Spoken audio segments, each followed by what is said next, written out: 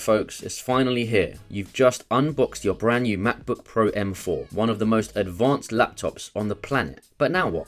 It's easy to feel overwhelmed with all the features packed into this sleek machine, but don't worry, I've got your back. In today's video, I'm walking you through the first 10 essential things you absolutely need to do as soon as you power up your MacBook. Whether you're a student, a content creator, or a professional working on high-end tasks. These steps will ensure your MacBook is running at its best from day one. Stick around to the very end because I'll also share a bonus tip, something most Mac users overlook, that will completely elevate how you use your MacBook Pro M4. Trust me, you won't want to miss it. Alright, let's dive right in.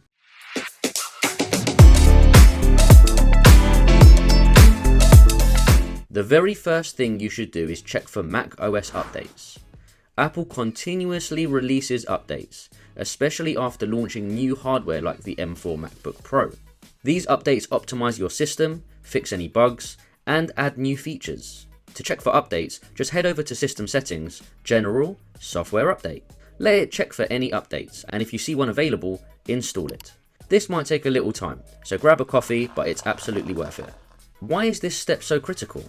Well, the M4 chip is designed to deliver incredible performance, but Apple often tweaks their Mac OS software to squeeze out even more power and efficiency. You don't want to miss out on that. While you're waiting, take this time to explore the new System Settings menu.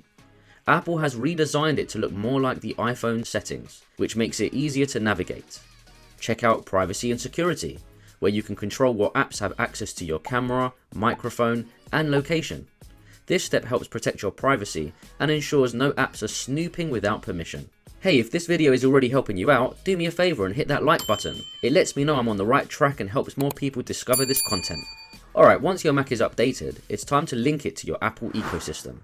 One of the biggest benefits of using a MacBook is how seamlessly it connects with your iPhone, iPad, or even Apple Watch.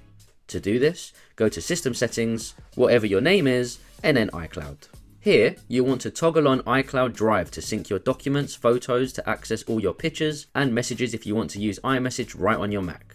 Trust me, there's nothing better than being able to reply to text messages directly from your keyboard. Pro tip, if your MacBook has limited SSD space, turn on Optimize Mac Storage. This feature stores full resolution files in the cloud while keeping lower resolution versions on your Mac. It's an amazing way to save storage while still having access to everything you need. And don't forget to activate Find My Mac. This is a game changer if you ever misplace your laptop, or worst case scenario, it gets stolen. You can track it from your iPhone, lock it remotely, or even wipe your data to protect your privacy. The dock is like your home base on Mac OS, so why not make it work for you? Start by right-clicking on the dock and removing apps you don't use. For example, if you're never going to touch Apple TV or podcasts, drag them out of the dock until you see the word remove. Next, add your most used apps. For me, that's Safari, Notion, Final Cut Pro, and Spotify. Just drag any app into the dock and boom, it's right there for quick access. Pro tip, you can also resize the dock. Head to System Settings, Desktop and Dock, and adjust the slider. Personally, I like mine smaller to save screen space. Now let's talk about the menu bar. Head to System Settings, Control Center, and choose what you want to see in your menu bar. For me, I like having battery percentage, focus mode, and quick access to AirDrop. Quick question for you. What's the first app you add to your dock? Let me know in the comments, I'm always curious about other people's setups. Battery life on the M4 MacBook Pro is already incredible, but there are ways to make it even better. Head to System Settings, Battery, and turn on Low Power Mode. This is especially useful if you're on a long flight or working without your charger. Another tip is to enable optimized battery charging. This feature learns your daily charging routines to reduce wear on your battery over time. For example, if you usually charge overnight, it will hold the battery at 80% and finish charging right before you wake up. Also, check which apps are running in the background. Go to Login Items under General Settings and remove anything unnecessary. This can really boost your Mac's speed. Now let's talk apps. Your MacBook is a blank slate, so let's load it up with the tools you need. Open the App Store and start downloading. Some must-haves for me are Notion for productivity and notes, Final Cut Pro for video editing, Adobe Photoshop for graphics. For free apps, grab Chrome, VLC Media Player, and Spark Mail. Oh, and don't forget tools like Dropbox or Google Drive if you work with cloud storage. Bonus tip, if you want to save time and money, check out Setapp. It's a subscription service that gives you access to over 200 premium apps for one flat fee. It's great if you want to try out different tools without committing. By the way, if you're curious about the top apps every Mac user should have, let me know in the comments. I'm happy to make a dedicated video on that. Want to work smarter, not harder? Set up custom keyboard shortcuts. Go to System Settings, Keyboard, Shortcuts, and create commands for your most common tasks, like opening apps or taking screenshots. For example, I like assigning Command, Option, and Space to launch Spotlight Search.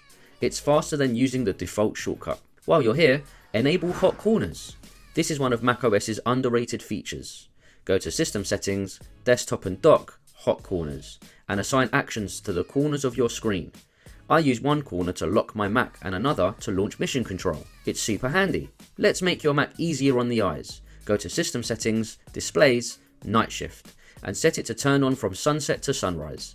This reduces blue light, which can strain your eyes and mess with your sleep cycle. Extra tip, don't forget to enable True Tone. This adjusts your display to match the ambient lighting in your environment, whether you're in a dimly lit room or sitting outside in bright sunlight. True Tone keeps your screen looking natural. This step is non-negotiable. Set up backups. Grab an external drive, plug it in, and go to System Settings, Time Machine. Backups are automatic once you set it up, so you'll never lose your important files. Safari is faster than ever on the M4 chip, so why not make it your go-to browser? Customize your start page with background images and frequently visited sites. Then go to Safari, Settings, Privacy, and enable Prevent Cross-Site Tracking. This keeps advertisers from following you around the web. Finally, let's dive into some cool multitasking tools. Enable Stage Manager from Control Center. It organizes your windows into a sidebar for a cleaner workflow. And if you have an iPad, set up Universal Control to control it using your MacBook's keyboard and mouse. It's like magic. Before we wrap up, here's your bonus tip. macOS is full of hidden features. For example, use Quick Look by pressing the spacebar to preview files instantly, or try Spotlight for quick calculations and conversions. The more you explore, the more you'll fall in love with this machine. If you found this video helpful, give it a thumbs up, subscribe, and let me know your favorite tip in the comments. Thanks for watching, and I'll see you in the next one.